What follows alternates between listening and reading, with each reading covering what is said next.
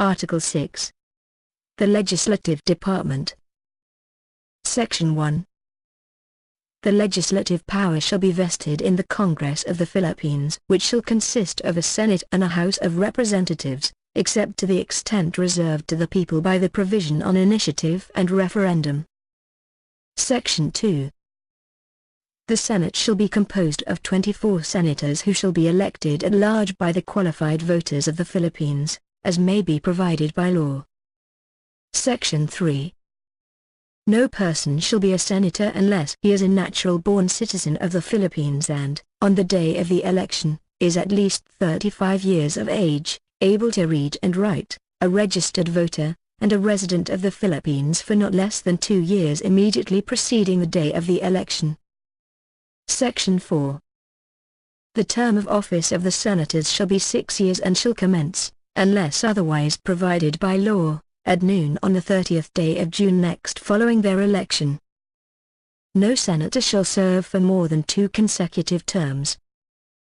Voluntary renunciation of the office for any length of time shall not be considered as an interruption in the continuity of his service for the full term of which he was elected.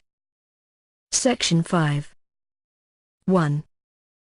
The House of Representatives shall be composed of not more than 250 members, unless otherwise fixed by law, who shall be elected from legislative districts apportioned among the provinces, cities, and the metropolitan Manila area in accordance with the number of their respective inhabitants, and on the basis of a uniform and progressive ratio, and those who, as provided by law, shall be elected through a party list system of registered national, regional, and sectoral parties or organizations.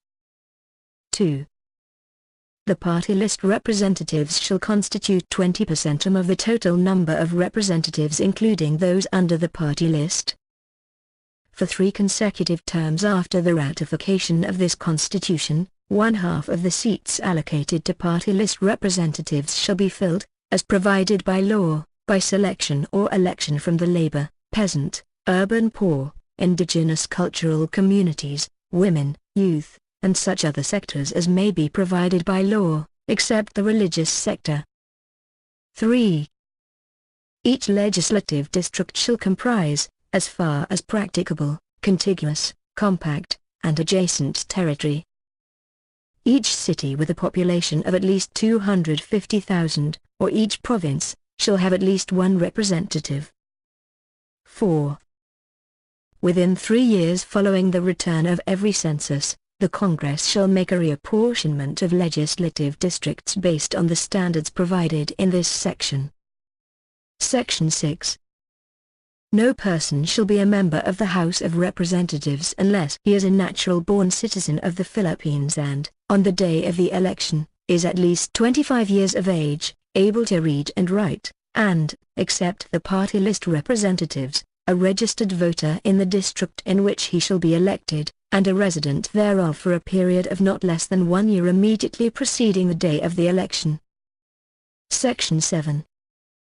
The members of the House of Representatives shall be elected for a term of 3 years which shall begin, unless otherwise provided by law, at noon on the 30th day of June next following their election. No member of the House of Representatives shall serve for more than 3 consecutive terms. Voluntary renunciation of the office for any length of time shall not be considered as an interruption in the continuity of his service for the full term for which he was elected. Section 8. Unless otherwise provided by law, the regular election of the senators and the members of the House of Representatives shall be held on the 2nd Monday of May. Section 9. In case of vacancy in the Senate or in the House of Representatives, a special election may be called to fill such vacancy in the manner prescribed by law, but the senator or member of the House of Representatives thus elected shall serve only for the unexpired term. Section 10. The salaries of senators and members of the House of Representatives shall be determined by law. No increase in said compensation shall take effect until after the expiration of the full term of all the members of the Senate and the House of Representatives approving such increase. Section 11. A senator or member of the House of Representatives shall, in all offenses punishable by not more than 6 years' imprisonment, be privileged from arrest while the Congress is in session. No member shall be questioned nor be held liable in any other place for any speech or debate in the Congress or in any committee thereof. Section 12. All members of the Senate and the House of Representatives shall, upon assumption of office, make a full disclosure of their financial and business interests. They shall notify the House concerned of a potential conflict of interest that may arise from the filing of a proposed legislation of which they are authors. Section 13. No senator or member of the House of Representatives may hold any other office or employment in the government, or any subdivision, agency, or instrumentality thereof, including government-owned or controlled corporations or their subsidiaries, during his term without forfeiting his seat. Neither shall he be appointed to any office which may have been created or the emoluments thereof increased during the term for which he was elected. Section 14. No senator or member of the House of Representatives may personally appear as counsel before any court of justice or before the electoral tribunals, or quasi-judicial and other administrative bodies. Neither shall he, directly or indirectly, be interested financially in any contract with, or in any franchise or special privilege granted by the government, or any subdivision, agency, or instrumentality thereof, including any government-owned or controlled corporation, or its subsidiary, during his term of office. He shall not intervene in any matter before any office of the government for his pecuniary benefit or where he may be called upon to act on account of his office. Section 15. The Congress shall convene once every year on the fourth Monday of July for its regular session, unless a different date is fixed by law, and shall continue to be in session for such number of days as it may determine until 30 days before the opening of its next regular session, exclusive of Saturdays, Sundays, and legal holidays. The President may call a special session at any time. Section 16. 1. The Senate shall elect its President and the House of Representatives, its Speaker, by a majority vote of all its respective members. Each House shall choose such other officers as it may deem necessary. 2. A majority of each House shall constitute a quorum to do business, but a smaller number may adjourn from day to day and may compel the attendance of absent members in such manner, and under such penalties, as such House may provide. 3. Each House may determine the rules of its proceedings, punish its members for disorderly behavior, and, with the concurrence of 2/3 of all its members, suspend or expel a member. A penalty of suspension, when imposed, shall not exceed 60 days. 4. Each House shall keep a journal of its proceedings, and from time to time publish the same, excepting such parts as may, in its judgment, affect national security, and the yeas and nays on any question shall, at the request of 1/5 of the members present, be entered in the journal. Each House shall also keep a record of its proceedings. 5. Neither House during the sessions of the Congress shall, without the consent of the other, adjourn for more than 3 days, nor to any other place than that in which the two Houses shall be sitting. Section 17. The Senate and the House of Representatives shall each have an electoral tribunal which shall be the sole judge of all contests relating to the election, returns, and qualifications of their respective members. Each electoral tribunal shall be composed of 9 members, 3 of whom shall be justices of the Supreme Court to be designated by the Chief Justice, and the remaining 6 shall be members of the Senate or the House of Representatives, as the case may be, who shall be chosen on the basis of proportional representation from the political parties and the parties or organizations registered under the party list system represented therein. The senior justice in the electoral tribunal shall be its chairman. Section 18. There shall be a commission on appointments consisting of the President of the Senate, as ex officio chairman, 12 senators, and 12 members of the House of Representatives, elected by each House on the basis of proportional representation from the political parties and parties or organizations registered under the party list system represented therein. The chairman of the Commission shall not vote, except in case of a tie. The Commission shall act on all appointments submitted to it within 30 session days of the Congress from their submission. The Commission shall rule by a majority vote of all the members. Section 19. The electoral tribunals and the Commission on Appointments shall be constituted within 30 days after the Senate and the House of Representatives shall have been organized with the election of the President and the Speaker. The Commission on Appointments shall meet only while the Congress is in session, at the call of its chairman or a majority of all its members, to discharge such powers and functions as are herein conferred upon it. Section 20. The records and books of accounts of the Congress shall be preserved and be open to the public in accordance with law, and such books shall be audited by the Commission on Audit, which shall publish annually an itemized list of amounts paid to and expenses for each member. Section 21. The Senate or the House of Representatives or any of its respective committees may conduct inquiries in aid of legislation in accordance with its duly published rules of procedure. The rights of persons appearing in, or affected by, such inquiries shall be respected. Section 22. The heads of departments may, upon their own initiative, with the consent of the President, or upon the request of either House, as the rules of each House shall provide, appear before and be heard by such House on any matter pertaining to their departments. Written questions shall be submitted to the President of the Senate or the Speaker of the House of Representatives at least 3 days before their scheduled appearance. Interpellations shall not be limited to written questions, but may cover matters related thereto. When the security of the state or the public interest so requires and the President so states in writing, the appearance shall be conducted in executive session. Section 23. 1. The Congress, by a vote of 2/3 of both houses in joint session assembled, voting separately, shall have the sole power to declare the existence of a state of war. 2. In times of war or other national emergency, the Congress may, by law, authorize the President, for a limited period and subject to such restrictions as it may prescribe, to exercise powers necessary and proper to carry out a declared national policy.